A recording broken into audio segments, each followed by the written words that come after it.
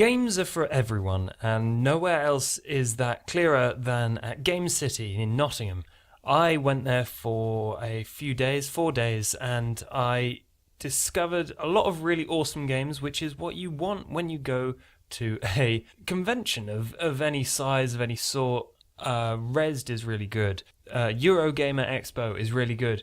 But the atmosphere at places like Feral Vector and GameCity are entirely different. There's no giant signs saying, oh, look, it's PlayStation. Oh, Nintendo has half the floor.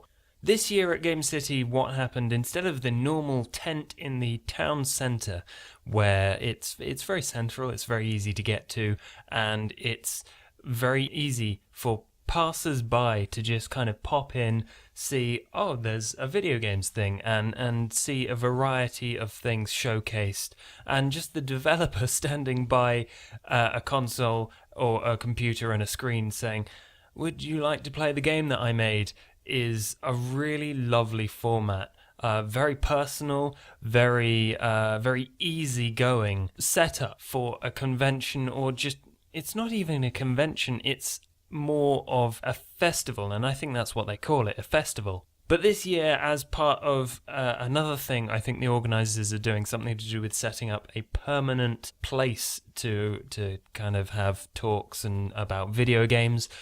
They have a building now, and it's 4 floors and set up into different rooms, all filled with video games. And there are a variety of things, like as soon as you go in, on the left there is an exhibition of the art and the way that Lumino City was designed, but also right off the bat there is a kind of high score competition thing going on where people play things like JS Joust, just something to get people in there, a huge screen for people to look at, and people were competing with games like Q-Op. And I think there's this very similar game called Clop, and just it's very easygoing, and it's a very welcoming space. And I feel that, especially as it was half term, and I'll get onto this later, but there are a lot of kids around and their parents as well, so they were probably, if they weren't interested in games, they probably got dragged there, and if they were interested in games, they probably dragged their kids there.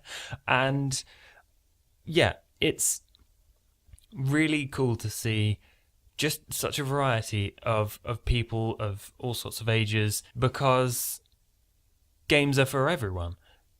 And seeing people play things like Tap Happy Sabotage, which is a game set up in a room with 4 screens and 4 buttons under them, and you select a card, and when that card appears on a screen, you have to press the button and you get points for that. The first person to press the button gets the point, and there are a variety of different kind of game modes, but basically it boils down to a number of people, like it can be anywhere from 2 to, I don't even know what the upper limit is, but it's pretty big, in a smallish room, just kind of getting in each other's way and playing physically. And I think showing off a variety of games like that, as well as purely digital.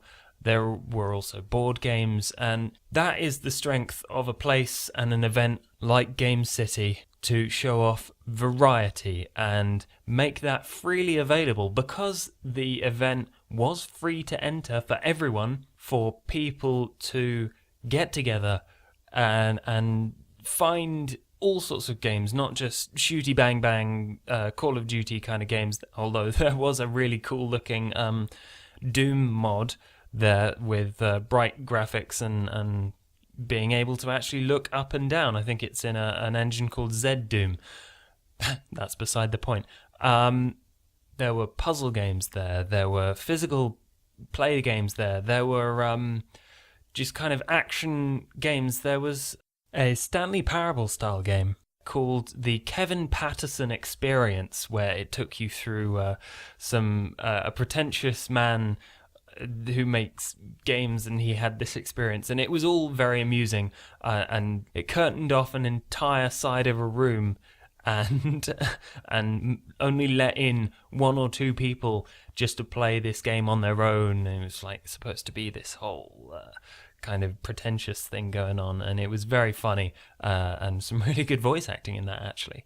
And also another game called Bird Ball, which was on a very basic level, it's Pong, but it's better than Pong because there are a variety of characters, and instead of just controlling the paddle directly, you control a bird which goes up and down, and then around that bird is the paddle, and you kind of swing it around in a circular motion, and that hits the balls which spawn in the middle. And I mean, there's I think samosas, there's footballs, all sorts of things spawn in the middle and just kind of shoot outwards, and you have to defend your side for as many points as possible, and it's like first to 50.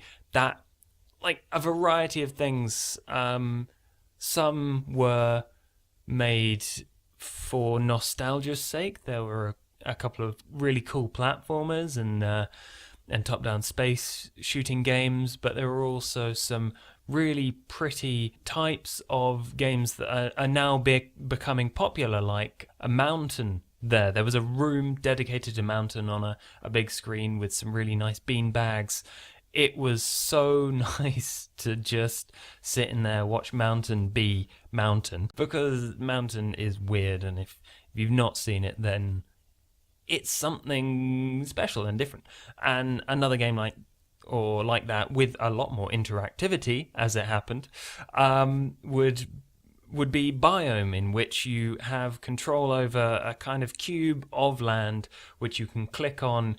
The longer you hold, the more powerfully and radically this piece of land changes. And in fact, even when you're not kind of clicking on it, it changes very slowly. The landscapes, for instance, if it's got sand on it, the sand kind of rolls across and dunes form, and people were really interested in this. It's really, really encouraging to see a variety of games, from action to thoughtful to puzzle to just plain weird and beautiful things going on. And as I was saying earlier, there were a lot of children there because it's half term in England, and it was really encouraging to see the GameCity staff kind of asking them about the games, just kind of encouraging them to play. And this is something we need now more than ever. It's important to teach younger people about the power of games to kind of relate and experience. There was some really brilliant talks by both Christos Reed and Zoe Quinn, and they both said personal games, autobiographical games, are things that people should be making more of to relate situations and events in people's lives, and use that to relate to a person through mechanics to show and not tell people how you feel about that event. It ties into this player-designer relationship. It's important to teach kids that there is a larger vocabulary of play. It's bigger than just shoot. It's bigger than just jump. It's bigger than just win. It's more than that.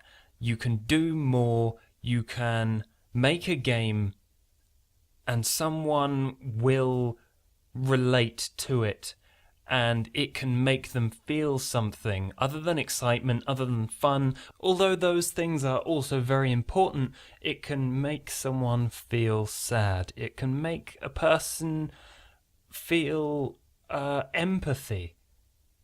And teaching younger children that if they choose to be in the games industry, their experiences are valid, and no matter what background, gender, race, sexuality they are, they can make the game that they want to, and it will be accepted. maybe not understood, maybe not critically acclaimed, it might not make them millionaires, but it will be a valid expression of themselves, how they feel, and their ability to create. I really enjoyed my time at GameCity, and from talking to other people, it seemed like they did as well, and I'm really happy about that. What I really want to see more of is more safe spaces for people to share and to create. I want to see more safe spaces like GameCity pop up in the future.